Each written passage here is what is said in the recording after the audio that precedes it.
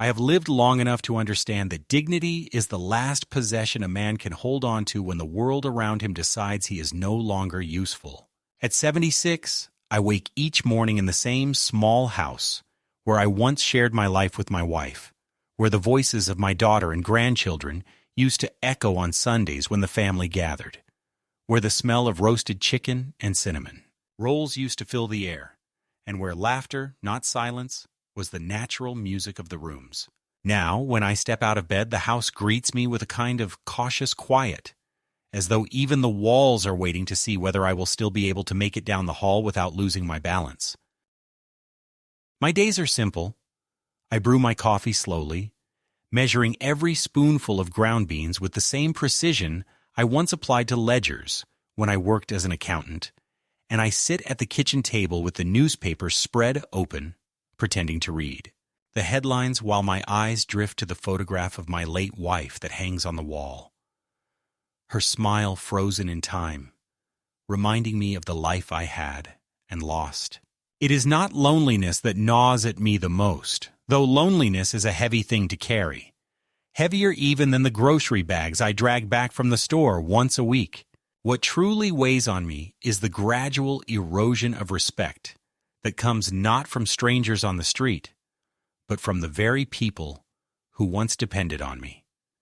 The daughter who, as a child, clung to my hand when crossing the street, the son-in-law who looked at me with deferential eyes the day he asked for her hand in marriage, and the grandchildren who once climbed onto my lap and demanded stories of my youth.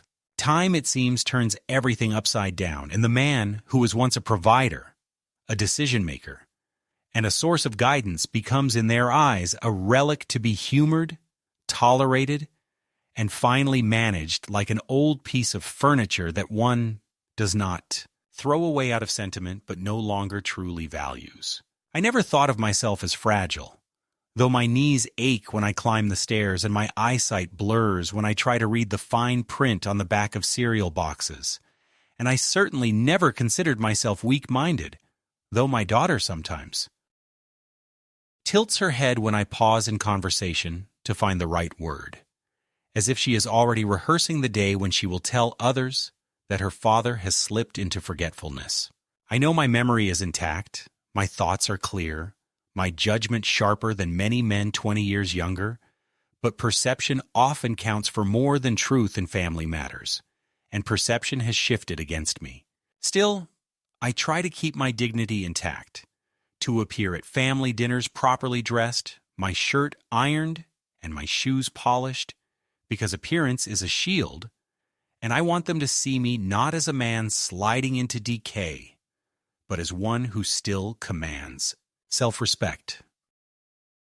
I am careful not to complain when the portions of food on my plate seem smaller than those on theirs, and I do not comment when conversations drift into territories where my presence is politely ignored, as though my opinions belong to another century. I keep silent because silence is less humiliating than having one's words dismissed. When my daughter invites me for dinner, which she does with an air of duty more than affection, I prepare myself mentally for the role I am expected to play. The quiet old man at the table, grateful for the seat, smiling at the right moments, nodding when the younger ones speak, refraining from any remark that might sound critical or authoritative, for that is not the role assigned to me anymore. I used to be the man who carved the turkey at Thanksgiving, who poured the wine, who said grace with a voice steady and sure, but now I am more like a guest who has overstayed his welcome, tolerated out of obligation. Yet inside me there is still the man who worked 45 years, who saved every penny to provide for his family, who paid for his daughter's education, who bought the first car she ever drove, who held her when she cried after her first heartbreak, who took pride in every achievement she had. That man has not vanished. He still breathes beneath the wrinkles and gray hair, beneath the stiff joints and cautious steps. The world may treat me as though I am already half gone, but I am very much here, and I know what respect feels like, because I once had it in abundance. The evenings are the hardest when I sit alone after returning from a family meal, replaying in my mind the subtle dismissals, the condescending smiles, the patronizing tones. I find myself speaking aloud to my wife's photograph, telling her what happened at the table, asking whether she would have tolerated such slights, and imagining her firm, gentle voice, reminding me not to let bitterness consume me. I try not to, but bitterness has a way of seeping into the cracks left by repeated humiliations, and each small wound adds to the larger ache of realizing that the people you love most may see you not as you are, but as they choose to see you, and that their choice diminishes you. Still, I go to their table when invited, because family, even when it wounds, is difficult to refuse.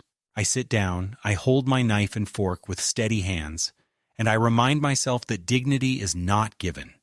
It is maintained, even in silence, even in the face of mockery. Perhaps they do not know the damage they inflict. Perhaps they believe their little jokes are harmless, that their control over what I eat or drink is merely care. But I know the truth. Behind every remark lies a belief that I am fading. And behind every restriction lies an assumption that I am no longer capable of deciding for myself. And I tell myself that one day, perhaps sooner than they think, I will remind them that the man they reduce to a shadow still has a voice, still has pride, and still knows what it means to be respected. The evening that marked the beginning of my unraveling in their eyes seemed at first no different from the others. A regular family dinner at my daughter's house, where the table was set with all the appearances of warmth and togetherness.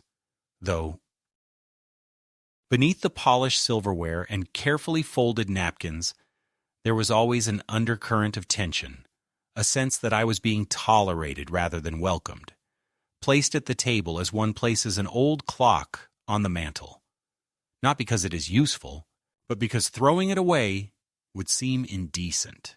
I arrived with a bottle of wine I had chosen with some care, a modest Cabernet that I remembered my wife once liked, though I knew full well that my daughter and her husband rarely drank what I brought, preferring instead the expensive labels they considered more appropriate to their social standing. Still, I carried it under my arm like an offering, because that is what it had become, a gesture of gratitude in advance for being included. When I entered, the grandchildren were already at the table, glued to their phones, barely lifting their heads to acknowledge me, muttering quick hellos without warmth. My daughter greeted me with the obligatory kiss on the cheek, her eyes already darting toward the kitchen, checking the roast, the side dishes, the timing. While my son-in-law gave me a nod that was not unfriendly, but certainly not affectionate, these nod of a man fulfilling his obligation. I sat where they always placed me at the far end of the table, not at the head, as once would have been natural, but at the place closest to the wall, convenient for being overlooked. Dinner began with the usual pleasantries, my daughter recounting her week at work, my son-in-law describing some new project at his firm, and the grandchildren interjecting occasionally with a meme or a joke I could not understand. Jokes that left me smiling politely without comprehension, while they exchanged glances that suggested I was hopelessly out of touch. The food was served: roasted vegetables, mashed potatoes, a large platter of steak cut into generous slices, the aroma rich and tempting, and I felt my stomach stir with an appetite that had grown rare in recent years. I reached for the serving fork, intending to take a piece, when the moment arrived that would echo in my memory, long after the plates were cleared. My grandson, the older of the two, looked at me with a smirk that seemed too practiced for a boy of 15, and said loudly enough for everyone to hear, "Old men don't deserve meat. It's wasted on them. They should stick to soft food, like mashed peas." His words fell on the table like shards of glass. And for a moment I thought, surely someone would correct him, that my daughter would frown, that my son-in-law would tell him to mind his manners, that even his younger sister would look embarrassed. But no such correction came. Instead, my granddaughter giggled, covering her mouth. My son-in-law chuckled, as though the boy had said something clever. And my daughter, without looking at me, remarked with that casual tone that wounds more deeply than outright cruelty, "He's just joking, Dad. Don't take it so seriously." I sat frozen, my hand still on the serving fork, the laughter ringing in my ears. The boy leaned back in his chair, triumphant, basking in the approval of his parents, and repeated, "Yeah, why waste steak on someone who won't be around much longer?" The words pierced me deeper than any insult ever had, not because they came from a child. Children repeat what they hear. But because of the silence that followed, the silence of complicity, the silence that told me his words were not merely a joke, not merely the cruelty of youth, but an echo of what his parents themselves believed and had allowed to seep into their children's mouths. In that moment, I felt a strange mixture of shame and defiance. Shame, because I had been reduced to an object of ridicule at the table where I once carved the meat with authority, where I once was the host, the provider, the one who blessed the meal. Defiance, because I knew I was not the helpless figure they imagined, not the fragile remnant who should be grateful for scraps. With deliberate slowness, I took the fork, speared the largest piece of steak from the platter, and placed it on my plate. The table fell into a momentary hush, as though they had not expected me to answer with action. Then I cut into the meat, savoring the resistance of the knife through the seared flesh, and raised the first bite to my mouth. The taste was rich, full, almost overwhelming, not just because of the flavor, but because of what it represented. A reclaiming of something simple yet vital. The right to eat as I pleased, the right to enjoy the fruits of my labor, the right to exist. At the table, as more than a ghost, I chewed slowly, meeting my grandson's eyes as I swallowed, and I said, not loudly, but with a clarity that cut through the room, "This is the taste of work, of years spent providing, of sacrifices made, so that you could sit here and mock me. It is not wasted on me. It belongs to me, as much as it belongs to anyone at this table." No one answered. My daughter shifted in her chair, her cheeks flushing. Whether from embarrassment or irritation I could not tell. My son-in-law smirked, muttering something about me being dramatic, and my grandson looked away, his bravado momentarily broken.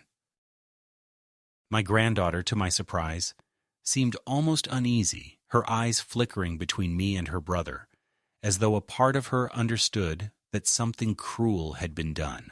But the moment passed quickly, as moments do when those who should apologize choose instead to dismiss. My daughter cleared her throat, changed the subject to her office politics, and the conversation rolled on, leaving me to sit with my steak, the taste of it mingling with the bitterness in my throat. That night, when I returned home, the silence of the house felt heavier than usual. I sat at my kitchen table, the bottle of wine I had brought still unopened in my bag, because they had not bothered to serve it, and I poured myself a glass, drinking alone. I replayed the words in my mind. Old men don't deserve meat. And I realized that they were not just a child's careless remark. They were the crystallization of a belief that had been growing around me, a belief that my time, my presence, my needs were secondary, expendable, unnecessary. The steak I had eaten was more than food. It was a declaration that I still had the right to claim my place, that I would not be erased so easily, that if I had to fight for dignity with nothing more than a knife and fork, then I would do so. And yet, beneath my defiance, I felt a cold understanding settle into me. This was no isolated moment, no slip of the tongue. It was the beginning of something darker, the first open crack in the facade of family respect. From here I knew the slights would not lessen but grow. The humiliations would not retreat but advance. And if I did not prepare myself, I would be consumed by them. The boy's words had not merely wounded me, they had awakened me. And once awakened, a man cannot return to sleep. In the days that followed that dinner, the air between my daughter's house and mine seemed to shift in ways so subtle that only someone who had spent decades watching the small tremors of family life could notice them, and I, who had grown accustomed to observing without speaking, felt the shift as clearly as one feels the drop in temperature before a storm. My daughter began to speak of my health in tones that carried both pity and authority, asking questions not to me, but around me, as though I were an object in the room, a fragile heirloom to be handled carefully, but not trusted to handle itself. "Dad shouldn't be eating heavy foods anymore," she remarked to her husband one afternoon while I sat within earshot. Her words delivered in the same soft, instructive tone she might have used when the children were toddlers and needed guidance on how to hold a spoon. Her husband nodded in agreement, his eyes flicking toward me, with the kind of detached calculation one gives to a line item on a budget, and I felt the sting of being discussed rather than addressed. Soon after, when I visited again, I noticed that the portions of food placed on my plate were smaller than the others. At first I thought it might have been an oversight, but it happened again and then again until it was clear that it was deliberate. My steak was replaced with chicken, then with fish, and finally with vegetables alone. And each time I lifted my eyes in silent protest, my daughter would smile, that practiced smile of patient kindness, and say, "Dad, it's for your own good. Red meat isn't healthy at your age." I wanted to tell her that I had eaten steak all my life, that I had worked 45 years on steak and potatoes and lived to see 76, precisely because I knew the value of nourishment. But the words stuck in my throat, not because I feared speaking, but because I knew they would not be heard. The grandchildren, emboldened by the unspoken approval of their parents, began to mimic these restrictions with cruel little jokes. My grandson would push the bread basket toward me with a grin and say, "Here, Grandpa, you can have the crusts," while my granddaughter, who once clung to my arm with affection, giggled as she asked whether I needed my food mashed. They thought themselves clever, but their cruelty was not of their own invention. It had been planted, watered, and allowed to grow by the silent acquiescence of the adults who should have corrected them. Each jest, each withheld portion, each patronizing remark chipped away at something inside me, not just pride, but a deeper sense of belonging, until I began to feel not like a guest in their home, but like an intruder, tolerated for reasons of blood, an obligation but no longer cherished. One Saturday afternoon, seeking to reclaim some small piece of dignity, I went to the butcher and bought myself a fine cut of steak, thick and marbled, the kind I used to grill in the backyard while my wife prepared the side dishes, and my daughter ran about barefoot in the grass, her laughter filling the summer air. I carried the steak home with something close to reverence, intending to cook it carefully, to savor it alone in my quiet kitchen, as both a meal and a reminder that I still had control over my own table. Yet when I opened the refrigerator the next evening, eager to retrieve it, I found the shelf bare, the package gone. Confused, I searched the drawers and compartments, thinking I might have misplaced it, but it was nowhere. Later that night, when I was invited for dinner at my daughter's house, I saw it, unmistakable on their plates, cut into pieces and served to the children. My grandson gnawed at the edges, his mouth red with juices, while my granddaughter announced proudly that Mom said Grandpa didn't need it. I sat there silent, the realization crashing over me that even what I bought with my own money, what I had, carried into my own home, was not safe from being taken, appropriated, redistributed, according to their judgment. I felt as though I had been stripped not only of food, but of agency, robbed of the simple right to choose what to eat, when to eat, and how to eat. My daughter noticed my silence and said, with that same careful tone she reserved for reprimanding without seeming cruel, "Dad, you should thank us. We're saving you from yourself." I wanted to shout, to pound the table, to demand respect, but instead I chewed the vegetables on my plate with deliberate slowness, because sometimes silence is the only armor a man has left when his words are constantly twisted into proof of his supposed frailty. The escalation did not stop with food. Soon, other decisions were being made for me. Small at first, but growing in significance. When I mentioned that I had driven myself to the store, my son-in-law frowned and said, "Maybe it's time to take the keys away, Dad. The roads are dangerous, and your reaction time isn't what it used to be." He said it with the air of a man delivering a fact, not an opinion, and my daughter nodded in agreement. I wanted to tell them that I had driven safely for over 50 years, that I knew the roads of this town better than either of them, that my reflexes were still sharp, but I could see in their eyes that the verdict had already been delivered. At church one Sunday, I overheard my daughter speaking with a neighbor, lowering her voice, but not enough to prevent me from hearing.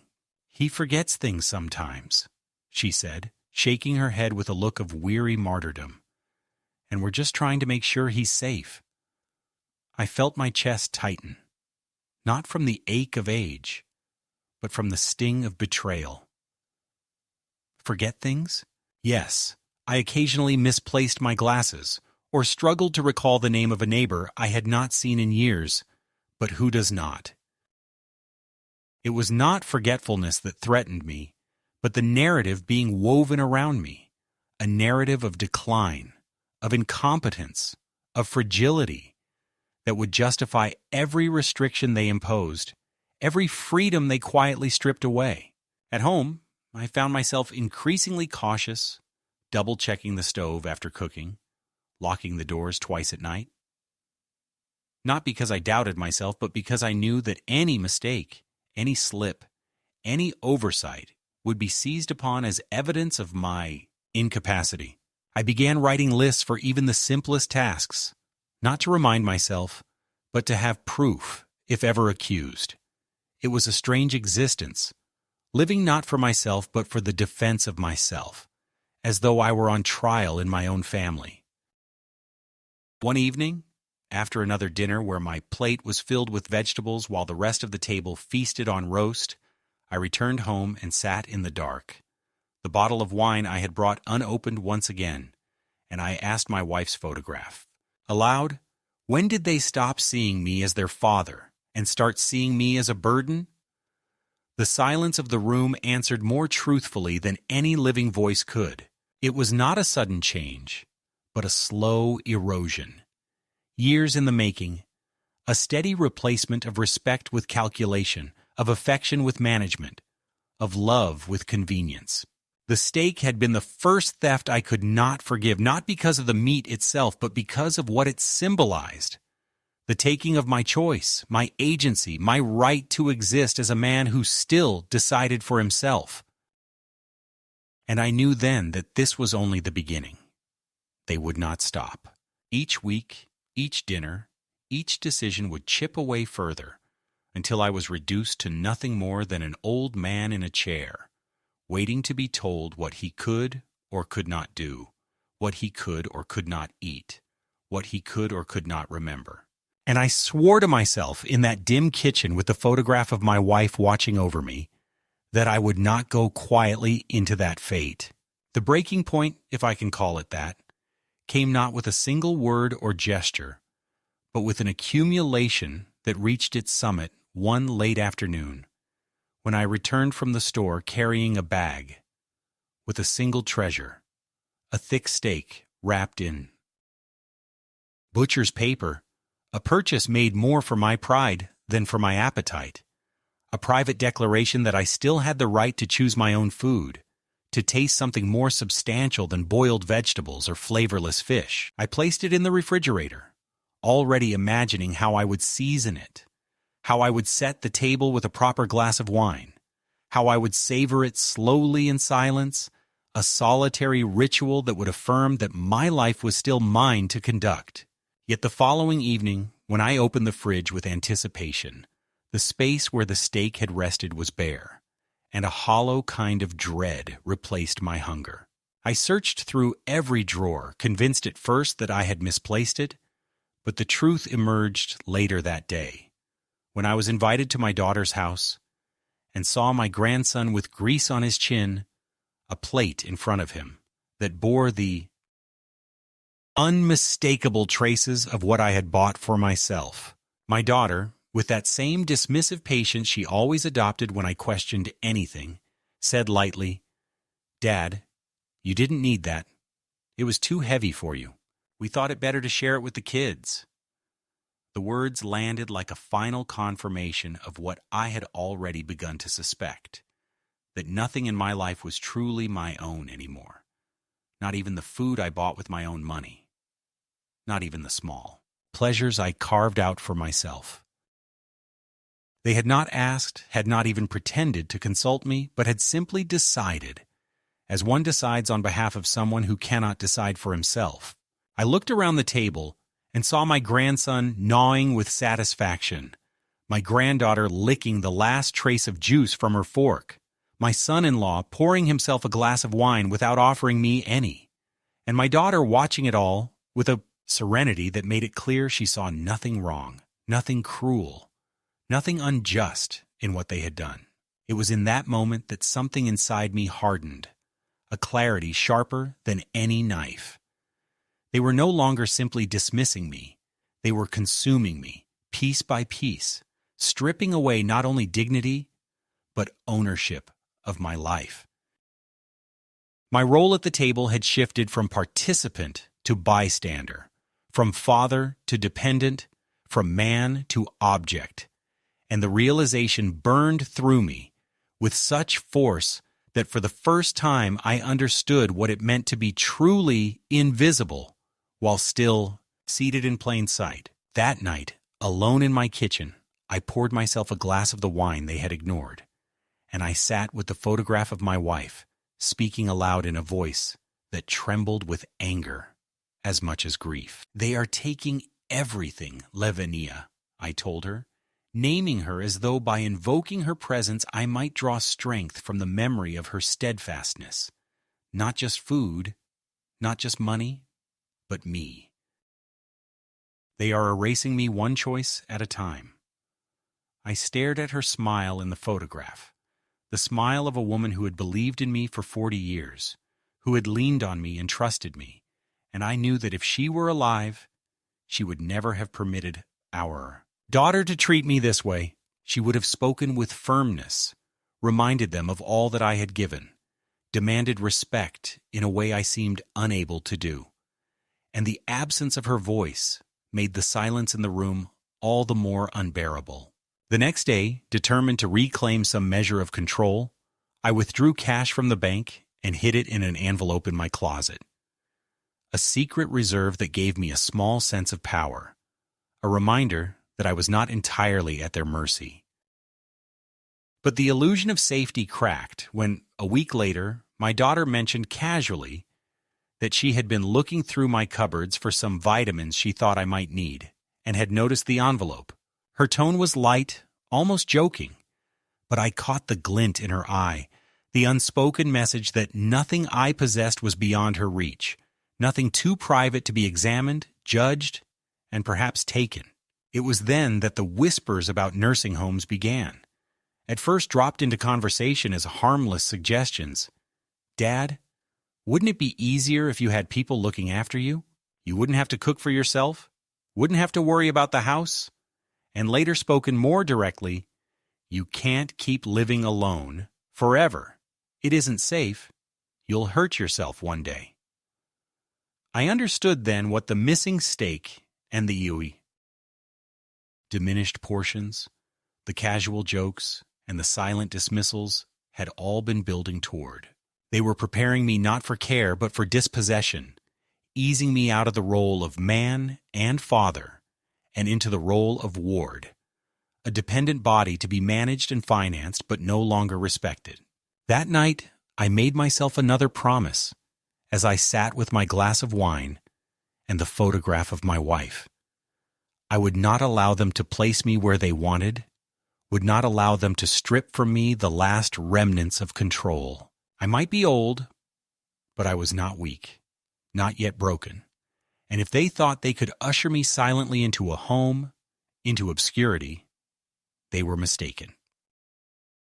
The theft of that steak was not simply the theft of food, it was a warning, a glimpse into the future they had already planned for me, and it lit in me a resolve fiercer than any I had felt in years. I would not be consumed quietly. If they intended to erase me, they would have to reckon with the fact that I still knew how to fight back. The weeks that followed the theft of my steak felt like walking deeper into a fog, where every familiar landmark of my life was slowly erased. And the more I tried to hold on to myself, the more I felt their hands reaching to guide me somewhere I did not want to go. Hands that were not gentle but firm with the conviction that they knew better, that I was no longer capable of steering my own existence. What began with smaller humiliations at the dinner table grew into a campaign of decisions made over my head, choices spoken about in my presence as though I were a child, too distracted to understand. My daughter spoke to her husband about me in the third person while I sat beside them, saying things like, "He forgets to turn the stove off sometimes," or "He shouldn't be walking to the store alone, it's too risky." Each phrase was carefully wrapped in the language of concern, but beneath it lay the unmistakable ambition to control, to reduce, to place me in a category where rights and choices dissolve into permissions granted only when convenient. The children mirrored their parents with an ease that both saddened and enraged me. My grandson, emboldened by his earlier triumph, began to treat me not as a grandfather, but as a caricature, mocking the slowness of my movements, asking whether I needed help tying my shoes, calling across the room for someone to watch Grandpa so he doesn't spill. His sister, once gentler, now chimed in with her own jabs, telling me I was like a character out of an old movie, someone who spoke with outdated words and wore outdated clothes, and I could see the delight in their faces when their parents did not correct them, when their mockery was met with indulgent smiles or quiet laughter. What hurt most was not the cruelty of youth, because youth can be forgiven for thoughtlessness, but the way my daughter allowed it, as though each insult, each taunt was harmless fun, forgetting that such fun was being carved out of my dignity. It was during one of these dinners that my son-in-law revealed his true hand, though he did so in the polished tone of a man presenting facts rather than opinions. He leaned back in his chair, swirling his glass of wine, and said to my daughter, "We should talk to the lawyer about power of attorney. If something happens, we'll need access to his accounts. It's only practical." He said this while I sat no more than 3 feet away, my fork poised in the air, frozen by the audacity of being spoken about as though I were not there. I lowered the fork and asked slowly, "Do you mean to take control of my money while I am still alive?" He laughed softly, as though I had misunderstood, and replied, "It's not about taking control, it's about protecting you. You wouldn't want the bank to make things complicated if something happened suddenly, would you?" My daughter nodded, adding, "Dad, it's for your own safety. We don't want to see you cheated or confused." In that instant, I understood more clearly than ever that the jokes, the stolen food, the whispers about my memory were not random slights, but part of a larger picture, a narrative being built brick by brick, one that would portray me as incompetent, unreliable, incapable of decision, until at last they could justify stepping in, not as thieves, but as caretakers, their theft masked as protection. It chilled me to realize how carefully it had all been arranged, how each humiliation was not simply cruelty, but evidence small pieces of proof that could be presented if they ever sought legal authority over me. I began to notice details I had previously overlooked, like the way my daughter's eyes lingered on my checkbook when I set it down, or the way my son-in-law asked seemingly casual questions about my pension, my savings, my insurance. They were circling me like vultures, waiting not for death, but for the moment when they could declare me unfit to guard my own nest, swooping in under the banner of responsibility. I realized with growing horror that my own family saw me not as flesh and blood, but as an estate in waiting, an account to be accessed, a property to be managed, and every kindness they offered was poisoned by the suspicion that it was only an investment in their eventual inheritance. The escalation reached its peak one Sunday when, after dinner, my daughter took me aside into the kitchen, while her husband entertained the children in the living room.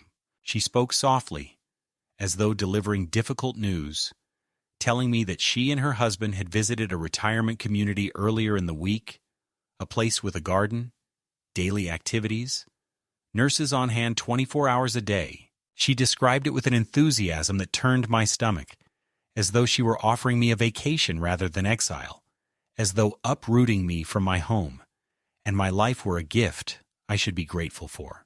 When I remained silent, she placed her hand on my arm and said, "Dad, you can't live alone forever. It isn't safe. What if you fall? What if you forget something important? You'll be surrounded by people your age, people who understand."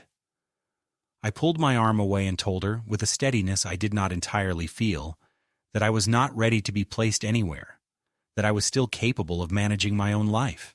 Her eyes softened in that maddening way, the look people give to someone they believe is deluded, and she said, "You always say that, but you don't see what we see." That phrase echoed in my mind for days. You don't see what we see? And I realized that this was the crux of their strategy. They were building a vision of me that bore no resemblance to reality, a vision in which I was already fading, already incompetent, already dependent, and they would present this vision as truth until it became the only truth recognized by others. The final straw came when I discovered that my credit card was missing from my wallet. At first, I thought I had misplaced it, but when I called the bank, they told me there had been withdrawals I had not made, amounts large enough to shake me to my core. I did not need to be told who had taken it. I could see it in the nervous glance my daughter gave me the next time we met, in the way my son-in-law avoided my eyes. When I confronted them, they denied nothing, only repeated the same refrain. "It's for your protection?" I wanted to shout that theft disguised as protection is still theft, that stripping a man of his agency under the pretense of care is still betrayal, but the words caught in my throat, strangled by the realization that even if I spoke them, they would not be heard. Alone that night, I sat in my darkened house and felt the weight of years pressing down on me. But it was not the weight of age. It was the weight of betrayal. To be mocked by children is one thing, to be dismissed by strangers is another, but to be betrayed by one's own blood, to be stripped of dignity by the very daughter for whom I had labored, sacrificed, and loved, that was a wound deeper than any illness could inflict. I stared at the shadows on the wall and knew with certainty that if I did not act soon, if I did not reclaim myself, I would be swallowed whole, declared incompetent, locked away in some tidy home where my memories would rot alongside me. And in that clarity, born of rage and grief, a plan began to form, not of reconciliation, for I saw then that reconciliation was no longer possible, but of resistance, of defiance, of one final assertion that I was still a man, still capable, still alive. The night of the final dinner arrived with an atmosphere so thick with pretense that even the air in the house seemed strained. Every smile rehearsed, every word chosen with calculation, And as I walked through the door, carrying nothing this time, no bottle of wine, no offering, only myself, I felt an unusual calm, the calm of a man who has already made his decision and knows that whatever comes, he will not bend. The table was set extravagantly, more lavishly than usual, with a large platter of steak placed at the center, the meat glistening under the light, the aroma filling the room like an invitation and a test. My daughter greeted me with forced cheer, my son-in-law with the same perfunctory nod, and the grandchildren with smirks that told me they were already primed for another performance of jokes at my expense. But I had no intention of playing their game anymore. We sat down, and conversation unfolded in its usual pattern, my daughter describing some trivial success at work, my son-in-law boasting of a new client, the children chattering about school with one eye on their phones. I listened without speaking, my hands folded on the table, waiting, because I knew the moment would come when the ritual of humiliation would unfold, when some cutting remark about my age, my memory, or my frailty would be dropped like a stone into the still water of the evening, rippling out as laughter around me. And it did. My grandson, his voice brimming with the arrogance of youth, glanced at the platter of steak and said, "We should give Grandpa a salad instead. Meat is wasted on him. He won't be here much longer to enjoy it." There was laughter, soft and knowing, my son-in-law chuckling, my daughter shaking her head in mock scolding, and my granddaughter giggling as though cruelty were merely wit. But I did not smile, did not lower my gaze as I had before. Instead, with deliberate slowness, I reached for the serving fork, speared the thickest piece of steak from the platter, and placed it squarely on my plate. The room went silent for a moment, surprised by my boldness, and then I cut into the meat with steady hands, the knife sliding through the tender flesh, and lifted the first bite to my mouth. I chewed with intention, my eyes fixed on my grandson's, holding his gaze until his smirk faltered.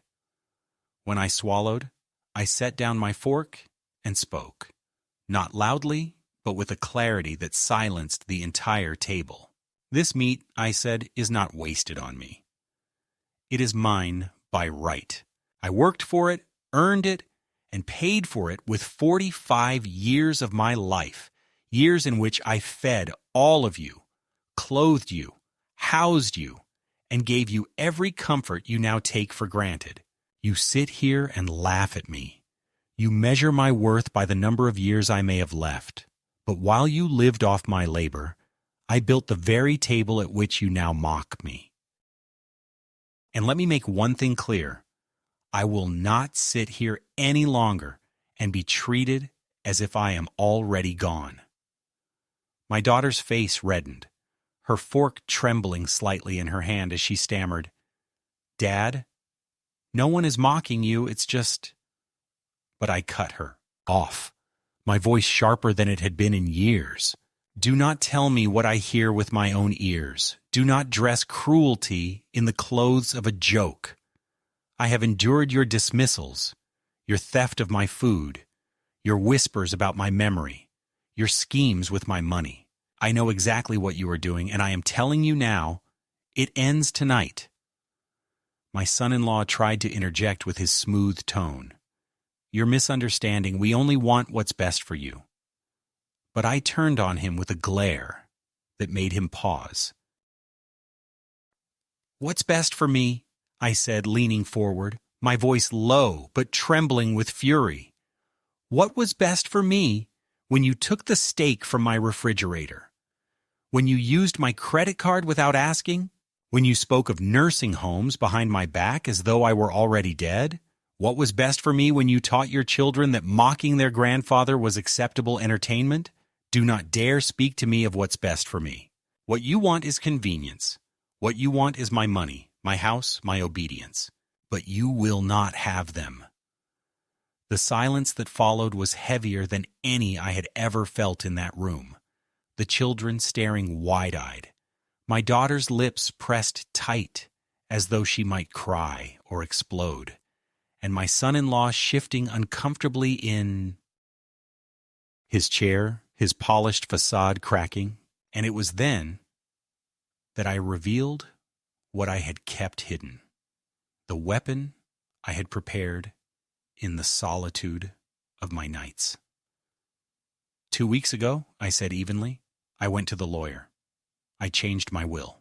This house you covet, these savings you circle like vultures, you will never touch them. I left everything to a foundation that will use it for those who need it, for people who will respect what it means to labor a lifetime. You will inherit nothing, because you have shown me nothing but contempt. My daughter gasped, her face draining of color, her voice breaking as she cried, "Dad, how could you?" And I answered with a steadiness that felt like justice. How could I? How could you? How could you, my own child, strip me of dignity, treat me as a burden, laugh while your children mocked me, take what was mine without asking, plan to lock me away in a place where I would wither unseen? You lost your right to ask anything of me the moment you forgot that I am not just your father, but a man, still alive, still deserving of respect. For a long moment no one moved, the silence broken only by the ticking of the clock on the wall, and in that silence I felt something within me settle, a release of the weight I had carried for too long. I picked up my knife and fork again, cut another piece of steak, and ate it slowly, savoring not only the flavor but the act itself, the simple, defiant act of eating first at a table where I had been relegated to last. I finished my plate without another word, stood, and walked out, leaving behind a family stunned into silence, their laughter finally silenced, not by shame, but by truth. That night, as I sat in my own kitchen once more, pouring myself a glass of wine from the bottle they had never touched, I felt not sorrow, but a strange kind of peace, the peace of a man who has spoken his truth at last, who has drawn the line, who has reclaimed the last piece of himself that no one could take. And I knew then that whatever came next, I would no longer be silent, no longer complicit in my own erasure. I had eaten first, and in that act I had declared that I was still here. In the days that followed my outburst at the dinner table, a strange quiet settled over my life. Not the quiet of loneliness, which I had known for many years, but the quiet that comes after a storm has passed and left behind a landscape stripped of illusions. My daughter did not call. My son-in-law did not appear at my door with his practiced smile. And the grandchildren who once filled the house with their restless noise stayed away as though distance itself could erase the words I had spoken.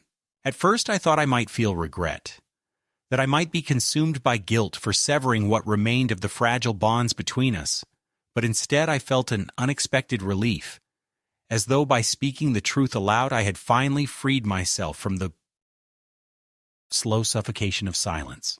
I continued my routines much as before, rising early, brewing my coffee, reading the paper at the kitchen table beneath the watchful smile of my wife's photograph.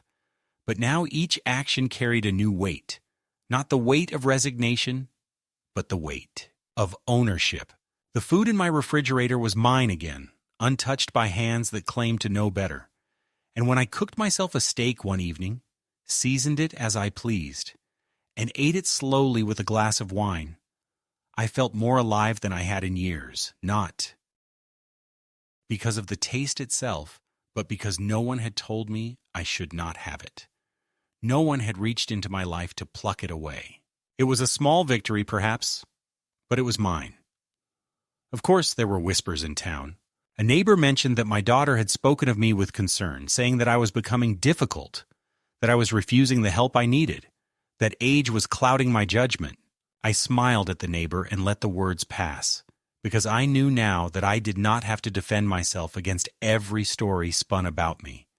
Let them weave their narrative. I had already written my own ending. The lawyer's papers were signed, the will revised, the accounts secured, and whatever dreams they had of inheritance were gone, replaced by the knowledge that their contempt had cost them everything they once assumed was theirs by birthright. That, too, was mine to give, and mine to take away. In time, the anger softened, not into forgiveness, for some wounds do not heal, but into clarity. I no longer asked why they had treated me so, no longer tried to reconcile the child I had raised with the woman who had dismissed me, no longer sought explanations from a world that had chosen convenience over respect. Instead, I turned my attention to what remained: the quiet dignity of living on my own terms, the small joys of independence, the steady companionship of memory. I joined a small group at the senior center, men and women who, like me, had learned that family does not always mean loyalty, who gathered not out of obligation, but out of choice.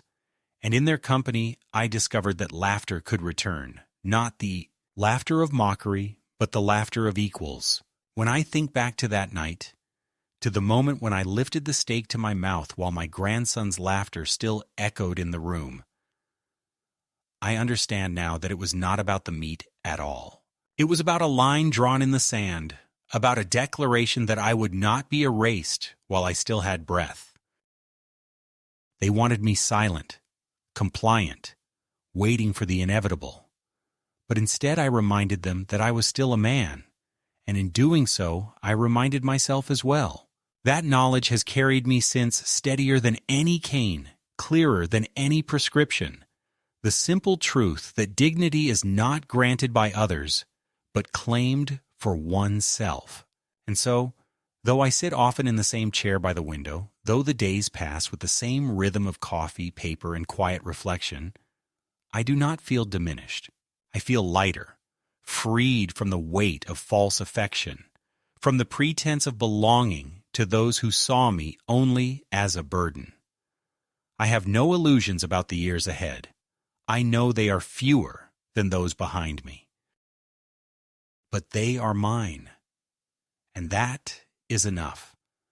When I cut into a piece of meat now, I do it with the satisfaction of knowing that it was not withheld, not stolen, not rationed by the hands of others. I eat first, and I eat as a man who remembers, who resists, who remains.